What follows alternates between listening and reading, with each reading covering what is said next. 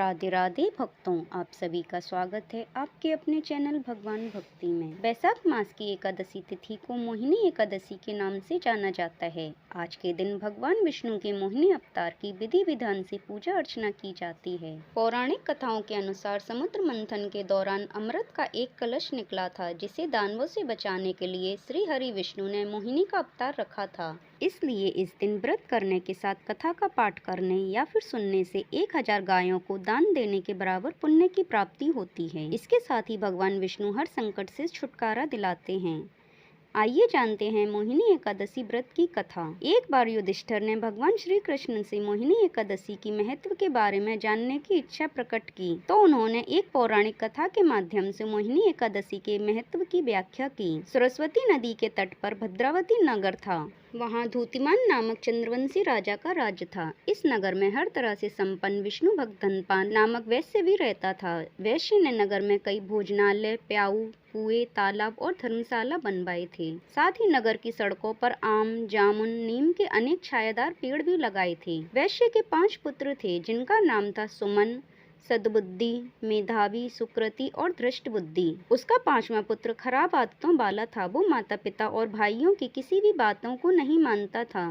वह बुरी संगति में रहकर जुआ खेलता और पराई स्त्री के साथ भोग विलास करता और मांस मदिरा का भी सेवन करता था। इसी प्रकार अनेक बुरे कामों से वो पिता के धन को नष्ट करता था। पुत्र के कुकर्मों से परेशान होकर धनपाल ने धृष्ट बुद्धि को घर से निकाल दिया। अब वह अपने गहने कपड़े बेचकर जीवन यापन करने लगा। जब उसके पास कुछ भी नहीं रहा तो बुरे कामों में साथ देने वाले दोस्तों ने भी उसे छोड़ दिया। भूख प्यास से परेशान धनपाल के पुत्र ने चोरी का रास्ता अपनाया, लेकिन वो चोरी करते हुए पकड़ा गया। उसे राजा के सामने हाजिर किया गया, लेकिन वैश्य का पुत्र जानकर राजा ने उसे चेतावनी देकर जाने दिया। धृष्ट बुद्धि के सामने चोरी के अलावा और कोई रास्ता नहीं था, तो फिर उसने चोरी की और इस बार भी वो पकड़ा गया। दूसरी बार फिर पकड़े जाने पर राजा ने उसे कारागार में डाल दिया, जहां उसे बहुत दुख दिए गए और बाद में उसे नगर से निकाल दिया गया।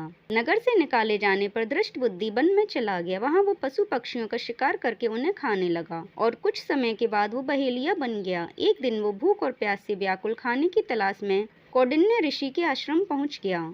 उस समय वैशाख मास था और महर्षि गंगा स्नान कर वापस आ रहे थे। महर्षि के भीगे वस्त्रों के छींटे उस पर पड़ने से उसे कुछ ज्ञान की प्राप्ति हुई। तब उसने कौंडिन्य ऋषि से हाथ जोड़कर कहा, हे महर्षि, मैंने जीवन में बहुत पाप किए हैं। आप इन सभी पापों से मुक्ति का कोई उपाय बताएं। ऋषि ने प्रसन्न होकर उसे मोहिनी एकादशी का व्रत करने को कहा। इससे सभी पाप नष्ट हो जाएंगे। तब उसने विधि अनुसार व्रत किया।